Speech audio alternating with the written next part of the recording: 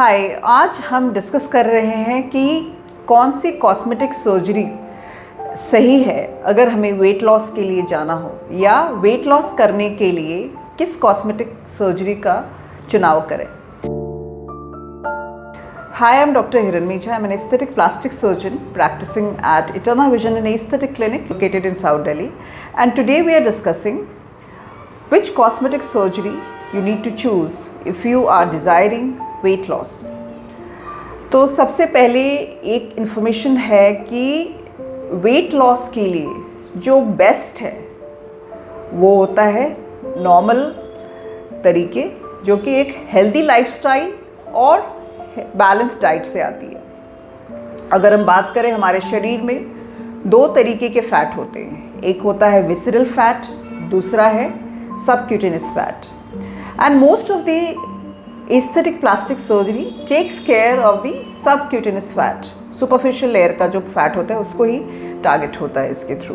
अगर हम सोचें कि वेट गेन जो है वो किस वजह से हो सकता है, तो different reasons are there for weight gain. So weight gain can be as a result of aging, hormonal imbalances और जेनेटिक्स। एंड एक दूसरा भी एस्पेक्ट है कि even if we are in our best of our health and having an ideal body weight, there are different proportions of our body जिसमें कि आपको सही तरीके से फैट डिपोजिशन नहीं होता है। सो in our weight loss journey, how to choose which procedures are best for us? So if you ask me, there is no replacement for a healthy diet, healthy exercising routine, and you have to always resort to this because this is the only means by which the visceral fat is taken care of. और visceral fat जो होता है वो हमारे लिए dangerous होता है, जो कि हमारे ऑर्गन्स के आसपास जो फैट लोब्यूल्स होते हैं वो किसी भी प्लास्टिक सर्जरी के माध्यम से नहीं टारगेट होता है। जो बाकी हमारे प्रोसीजर्स है, जैसे कि liposuction is mostly a body contouring procedure, it is not weight loss procedure. लेकिन अगर आप इससे फाइट कर रहे हैं कि आपके बॉडी के डिफरेंट एरियाज़ पे प्रोपोर्शंस नहीं हैं, तो उसके लिए आप डेफिनेटली लाइपोसक्शन को चूज़ कर सकते हो, या फिर लाइपोसक्शन को एज अ मोटिवेटिंग फैक्टर आप ले सकते हो for your weight loss journey. लेकिन अगर हम बात करें कि हमारा जो विसरल फैट है, जो कि हमारे लिए ज़्यादा डेंजरस है, उनको हमें टारगेट करना है, तो हमें एक हेल्दी लाइफस्टाइल जो कि एक्सरसाइज और हेल्दी डाइट के माध्यम से होता है। क्योंकि जब हम हेल्दी डाइट या फिर बैलेंस डाइट खा रहे होते हैं तो हमारे जो लिपिड्स हैं, जो फैट ग्लोब्यूल्स हैं, वो बिल्कुल श्रिंक हो जाते हैं और वो बिल्कुल डोमिनेंट हो जाते हैं। और जैसे ही हम वापस से खाना और फैट को रिस्ट्रिक्शन छोड़ देते हैं, तो इन लोब्यूल्स को वापस से फैलने की शक्ति होती है और they increase in size and they are causing all the damage.